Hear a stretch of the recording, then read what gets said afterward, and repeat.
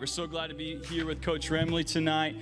Some people call you Coach Remo, by the way, right? Yeah. Yes. Yes, I do. So, by the way, did you guys like my bear here tonight? I found him randomly. It's lovely. And I thought he looked like he's not putting the head on. It sounds like he's ripping it off. If you're up there close, it absolutely sounds like he's ripping the head off. With a growl. It's just like, yeah. So anyways, if you want to get a picture with him later, you can.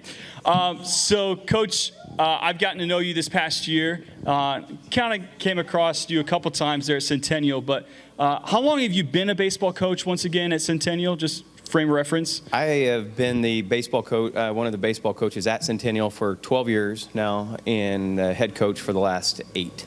Awesome. That's super cool. Maybe you guys saw his beautiful daughters running on the hallway with my daughter Anna earlier. and Francis. Yes, Anna and Francis. So glad they're here as well. By the way, if you wanted a picture where I'm not looking angry, you could have just asked. Oh, I'm sorry. I could have asked. I'm I'd sorry. have been happy to give you a picture that doesn't. You're make just me look like intense. I'm I mean, that's screaming at how you roll. So I'm sorry. I just grabbed it off your Twitter account. I'm like, this one works. So, well, we got a few questions for you. Not only is Coach Remo a baseball coach, but he's also a counselor at Centennial and works with students day in and day out during the school year. And before all that, you were actually a youth pastor there for a while too, right? I was. Yeah. So that's super cool. And you go to First Christian just over here. Yep. Awesome. Off of Staley Road. Yep. So, Joe, why don't you hit it off with our first question here tonight? All right. So you've been serving teenagers throughout pretty much your whole career, right? Mm-hmm. Yep. So why did you decide to do it, and what have you enjoyed the most about doing that? Working with teenagers? Yeah. I started working with teenagers when I was a teenager. So I was 19 years old, and I'm 46 now. So it's been a long time that I've been working with teenagers. And probably the main reason why I started working with teenagers is because I have a brother who's 6 years younger than me. Oh, wow. And so my brother and I were always very, very close in spite of the age difference. And so it just was... I was always able to connect with him and with his friends, and I seemed to have a knack for connecting with young people. And so when I was 19 years old, I started working with the youth ministry at College Church of the Nazarene in Kankakee, Illinois, and just kind of never looked back. I've been working with teenagers since. That's awesome. Now, we talked about how you're a dad as well. Yep. Father's Day is coming up. How many guys are excited for Father's Day? Come on, shout out for your dads out there, all right? Woot woot. Now, I know Father's Day doesn't get, I'm a little biased, but I don't know if Father's Day gets as much credit as Mother's Day, but either way, you guys should do something for your moms. What's a funny story maybe that you've had with your girls that would make us all laugh here maybe tonight? Well, I have a couple. A couple. One not long ago, my 3-year-old Francis. Have you seen little tiny Francis running around? Oh, yeah. Francis refuses to potty train. And Was that any of you, by the way? It's a nightmare, right? She just absolutely refuses to potty train. She's smart enough to know. The other day, she took off her, we're working on this, right? So Yes. She took off her underpants, put on a pull-up, and then came and told me that she peed her pants. At least she had the pull-up on. Right, I know. And the moms think that's hilarious. None of you guys will get it yet, but you will get it eventually. Yeah. But not long ago, I was changing her because she made a mess, and she was playing with a stuffed unicorn, and she got excited, and as I was reaching to clean things up, and she gave a quick jerk, and I was knuckle deep in baby poop. Ooh, yum. Knuckle deep. See, the moms think that's hilarious. None of you guys get it yet, thankfully. But one of these days, you guys will understand what it's like to have baby poo under your fingernails. It's disgusting. And why you don't chew your fingernails anymore, just so you know. There you go. Good reason right there. There's another one. Do you care if I tell another one? Yeah, This go one for here it. you guys might find to be funny. I don't know. You might not. I found it to be hilarious. But I'd been bitten by a spider. I'm not sure exactly when or where, but I just noticed I had a big old red bump on the side of my neck. And then it started creating this, it just started getting bigger. And so we were starting to worry that it might have been one, what a brown recluse spider is? Oh, yeah. Right. I lived in Missouri for a while. They're nasty. They're very dangerous, Yes. right? We've probably all been bitten by one by now. But if you're allergic to them, or if the venom gets you just right, it can become something that's kind of nasty and dangerous. Anyway, this bite on my neck started getting bigger and bigger and bigger, and it was probably at least 2 inches in diameter around, and then it started running up my neck, and we started getting a little worried about it. Oh yeah. Anyway, I kept talking about my spider bite, and my oldest one, Anna, as she's getting out of the bathtub, she's looking at it, and she's trying to figure out what's going on. And for the very first time in her life, she noticed that she has I feel a little weird saying this here, it's all but right. I'm going to. Let's go for it. She noticed that she has a nipple, and she glanced down and she says, "Dad, look, I have a spider bite." Okay, and for the next 3 weeks, that's what it was. And she at church, when she was of the age where she was completely uninhibited, and she would often just show it, "Look, I got a spider bite," and she would just go around and she would show everybody. The funny thing is she only noticed that she had one. She did not know that she had 2 spider bites. She just was showing off the one to everybody that would see. Wow. So, yes. Wow, that's awesome. Now, going back to, obviously you're a coach, and you're actually coaching baseball right now this summer. Correct. What has been the most enjoyable part of coaching and also the most difficult part of coaching for you? The most enjoyable part of coaching is, it really almost has nothing to do with baseball, believe it or not. Most enjoyable part of coaching is when you see when you see one of my boys really start to invest themselves into something. And to take something, a view of life that is bigger than just what they want. I don't know if that makes any sense to you guys, but when I see my boys get in the weight room in August, and there's a young man named Colin Daly. He just graduated from Centennial. Some of you guys might know who he is.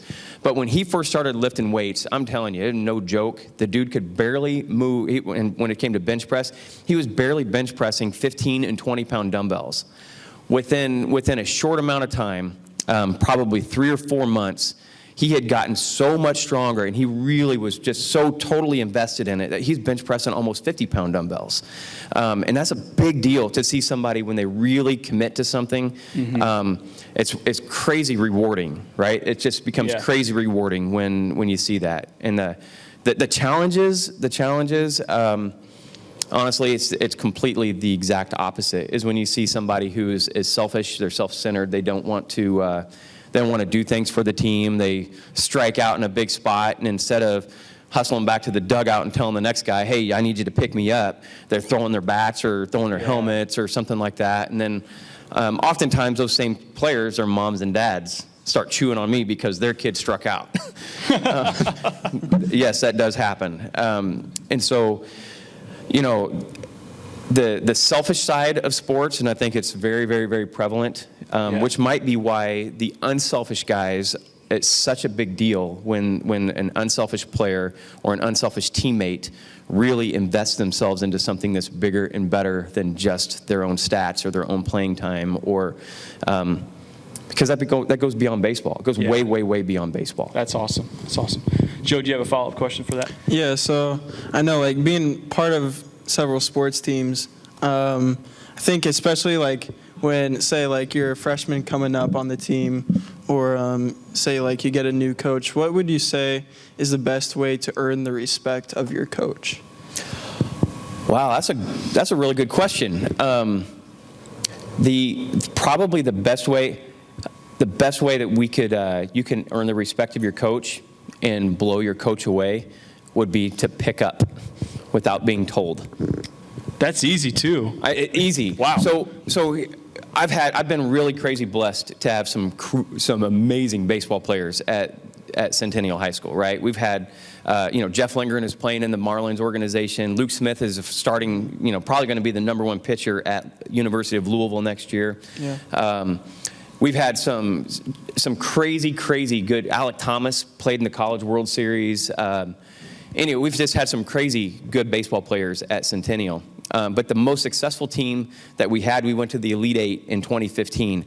And there was one practice that we had where I was kind of in a bad space with the boys because I just didn't feel like they were giving me what they needed to give. and I hammered them in practice. I mean, we had a 3.5-hour practice, and they were dragging themselves off the field. But during that practice, they gave me literally everything that I asked for. They couldn't have given me any more than what I wanted from that practice. I was very, very proud of them.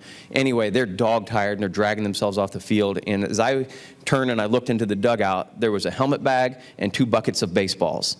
And so my arms aren't broke, my legs ain't broke, I can take a turn, right? I can pick up that stuff. And they gave me what I wanted. I'm willing to serve them as well. And so I pick up both buckets, and I put the helmet bag on my back. And I noticed Brian Paul and Austin Stilger and Lucas Martin. Those 3 guys were all the way back. They were getting ready to leave the field, and they turned around and they saw me carrying that stuff. And all 3 of those boys, I'm not sure which one decided was going to be the leader on this, but all 3 of those boys, they didn't turn around and start walking back. They ran back, and they blocked my way. And Brian Paul was the one that stood directly in front of me, and he said, give me that, we'll take that, coach. And I said, don't worry about it, guys. You guys gave me what I wanted. And I said, I'll take care of this. It's my turn to pick up. And I started to walk around him, and Brian blocked my way again. He said, give me the bucket. And I said, I'm fine. And then he literally grabbed hold of my hand and pulled the bucket out of my hand. And then Austin Stilger reached around and grabbed hold of the other bucket and pulled it out of my hand. And then Lucas Martin stepped in front of me until I just gave up the helmet bag. That is one of the more impactful moments that I've ever had as a coach, because they had developed a servant's heart. They didn't have to do that. I wanted to model that servant's heart to them all the time, right? Mm-hmm. Another thing that happened, one of my boys was pitching, and we were playing Central. Anyway, it was the second time that we had played Central that year. It was the third time we played Central that year. The first time, we hammered them. The second time, my right fielder dropped a routine fly ball, and it cost us about 4 runs in 1 inning, and we ended up losing to him. And then in the third time, that same kid dropped another fly ball, and the handwriting was on the wall that we were about ready to lose to him again. And my starting pitcher, actually it was Luke Smith. You guys probably all heard of him because he's a guy from Louisville, right? Anyway, Luke Smith, I was grabbing hold of this kid because he came off the field, nearly had tears in his eyes. He was so shook up about it. And I grabbed hold of him, and I said, don't worry about this. We got this. We still have time. We still have outs to get before this game was over. And the guy it was actually Luke Smith both times that he dropped that ball. And Luke Smith was going to be on the hook for the loss. And as I was I was releasing this kid, Luke was creepy right on top of me. He was right behind me, and he reaches over me and he punches him in the shoulder and says, we got this. Don't worry about it. Let's go. Also, a crazy impactful moment in my life as a coach. You want to know how you impress your coach? Be team first. Yeah. Serve and love your teammates. I'm telling you, just love your teammates. It doesn't matter what the situation is. You love your teammates. It doesn't matter if they let you down, or if they're the hero. You treat them no differently. You want to impress your coach, that's how you do it. That's so good. Yeah. Thank you so much for that, Coach. Now also, beyond being a coach, you're also a counselor. Mm-hmm. And, you and I have shared some stories, and you deal with a lot. I do. A lot of things come through your door in your office, and you're across the table in those crucial moments for that student. And unfortunately, we've heard of students in this community right here that, due to depression or anxiety, that have decided that the best way to go is to take their own life. I mean, it's a very real, raw thing right here in our community that you're facing headlong every day at Centennial. How has faith for you, as both an individual and as you come along students, helped you navigate those dark places of depression and fear and anxiety? How has faith really been the light in those moments for you and maybe for others? That's a really good question. My faith in God, my study of Scripture, I want to say it this way, and I want you guys to understand what I'm saying here, because it's a very, very, very important thing, right? My on-purpose pursuit of a relationship with Christ. You understand? It's an on-purpose thing. It's not just I go to church on Wednesday night and Sunday morning and I hope that I catch it. It's an on-purpose thing that I intentionally chase my walk with Christ. I'm in a Bible study with Pastor Aaron and a couple other fellers. But anyway, and actually, there's another Bible study that I'm a part of. Plus, I study and I write, and it's on purpose. You understand? You want to have a relationship with Jesus, it's on purpose. It's not an accidental thing. You pursue. Mm-hmm. And that pursuit of a relationship with Christ has reminded me or convinced me that I'm not made for this place. This isn't my home, right? Yeah. It's important that you understand it. So there's a lot of things in life that I think that will lead to fear, anxiety, and depression, right? Those the big ones. And fear, anxiety, and depression lead to an awful lot of things like cutting or suicidal thoughts or promiscuity or substance abuse. And all these things that you see at your schools are. I don't want to trivialize mental health, right? Yeah. But I truly believe it's a manifestation of sin, right? It's something that's a rub in our life that we can't make sense of. And it causes that stress, right? And so if we're not made for this place, well, of course there's things in this world that are going to cause us fear, that are going to cause us stress, that are going to we weren't created for that, right? Yeah. It was the fall of man and sin that brought all that upon us. Mm-hmm. And so when I stand on the edge of fear and anxiety and depression and I start turning my life towards sin, honestly, guys, it's in that moment that I'm able to kind of reflect back and go, wait a second, I'm not made for this place anyway, right? Jesus loved me enough to come to earth and serve as an atonement for my sin, right? Yeah. It always bothers me when I would hear the church, Jesus died for my sins. No. He was an atonement for, right? There had to be a moment where we're justified before God. Because there's a gap, right? Somebody had to pay a price. Yeah. And Jesus said, no, I'm going to do that. I'm going to bestow grace on you. You're going to be a favored person in my world, right? I'm going to love you. I'm going to care for you. You're mine. And because of that, I'm going to reap it. I'm going to pay the price for you. Mm-hmm. And so I lean into that heavy and I lean into that hard. And when I'm able to, I use scripture to do that, I pray constantly. That kind of stuff takes me personally far away from things like depression or fear or anxiety. Yeah. I'm not telling you right now that I'm immune to that, right? I have my days where I look at the world and I go, what in the world? I mean, look at where we are right now, right? Yeah. Is anybody feeling it, right? And noticing it and noticing how, look at us. We're how far apart we are. Yeah. Right? We were created to commune with one another. I'm telling you, we were created in the image of God for communion with one another. That means it's not just being here and saying, "Hey, how you doing?" It's about being together, right? Yeah. It's about and all the things that stand in the way of that. Truly, I believe is the manifestation of sin in the world. I'm not talking about getting the sniffles, right, or disease, any of that kind of stuff.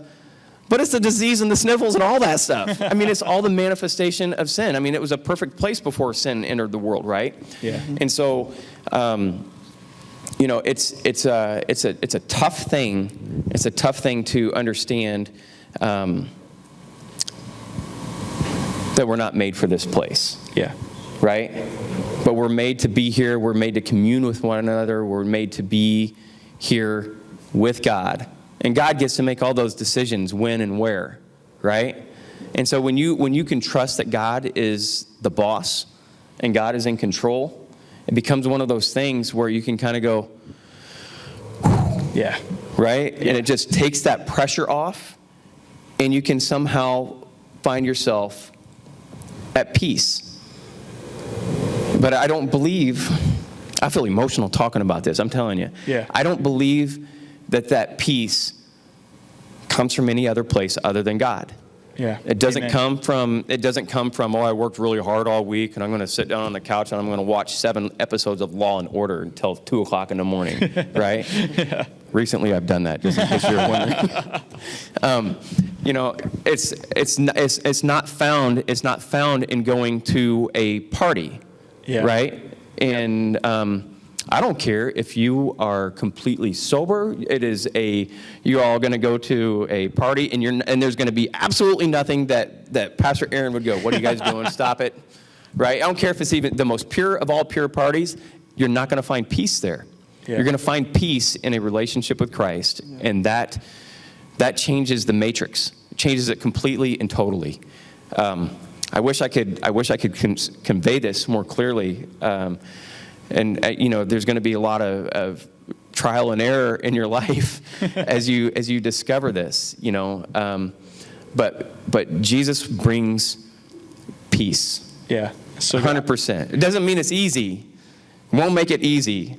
I'm telling you, I don't even want to share some of the stories that I've heard. I mean, of course, you guys would never know who it is, but I'm telling you, some of the stories that I've heard come into my office at Centennial would absolutely make your skin crawl.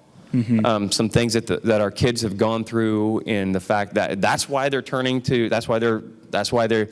they skip, second hour and go smoke a joint, come back to third hour, fourth hour, fifth hour, smoke another joint so that they can make it through seventh and eighth hour.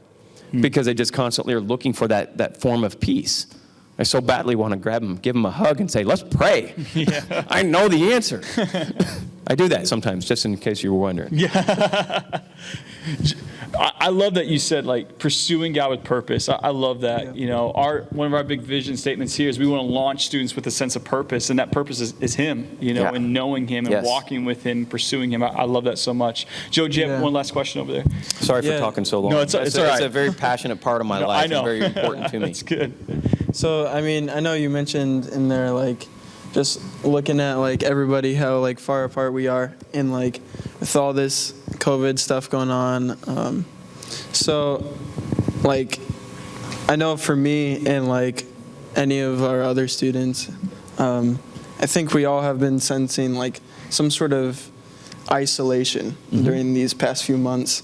So what are some of the dangers of isolation, and how do we overcome that? I don't think you can. The dangers of isolation is as we're social creatures, right? Very few of us are able to handle The Last Alaskans. Have you guys seen that show, The Last Alaskans? It's a great show. You should watch it. No, I haven't seen it. Sorry. There's these dudes. And it's like one guy that goes and lives in remote Alaska and doesn't see anybody for 2 years. I can't do that. I can hardly go to a movie by myself. So. Correct. Right.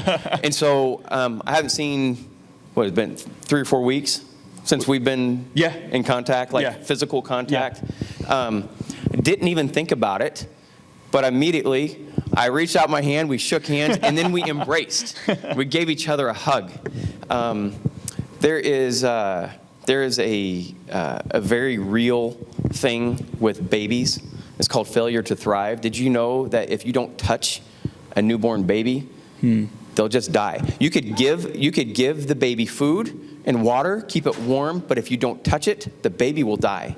Wow. It's a real condition. It's called failure to thrive. My